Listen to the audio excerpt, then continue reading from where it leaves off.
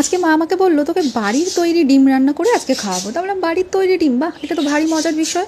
তারপর দেখলাম একটা প্লেটে একটু ছানা নিল, একটু আলু নিল, 1 চামচ কর্নফ্লোর নিল, 2 চামচ ময়দা নিল আর একটু সামান্য নুন নিল। তারপর এটা দিয়ে ভালোভাবে ডো তৈরি করে নিল।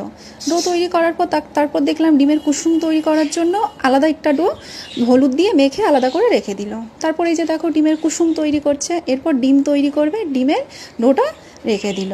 এরপর ডিমটা তৈরি করছে। এই দেখো ডিম পুরো রেডি। ডিম দেখো এই যে প্লেটে রাখা রয়েছে, কত সুন্দর লাগছে দেখতে। তারপর মশলাটা বেটে নেব। এর মধ্যে আছে আদা, রসুন, চালমগজ, পোস্ত আর কাঁচা লঙ্কা। আর সোমবারে দেব গোটা জিরে, হলুদ, লবণ আর তেজপাতা। তার মধ্যে একটু দই লাগবে, এই যে আমি দইটা ফেটিয়ে নিলাম, আমি শুধু মায়ের সাথে একটু হেল্প করছি। তারপর এই কড়াইয়ের মধ্যে ডিম দিয়ে দিলাম। ডিমগুলো ভাজা হচ্ছে, দেখো পুরো ডিমের মতো দেখতে। এই যে ডিম ভাজা হয়ে গেল। এরপর কড়াইয়ের মধ্যে দেবো তেজপাতা, শুকনো লঙ্কা আর গোটা জিরে। তারপর ওই পেস্ট করে রাখা মশলাটা দিয়ে দিলাম। এরপর দিলাম লঙ্কার গুঁড়ো, হলুদ গুঁড়ো আর স্বাদ মতো নুন। এরপর মশলাটা তেল ছাড়বে যখন, তখন দিয়ে দিলাম দই। দই দেওয়ার পর এবার সুন্দরভাবে যখন তেল ছাড়বে, তারপর এর মধ্যে দিয়ে দেওয়া হবে জল।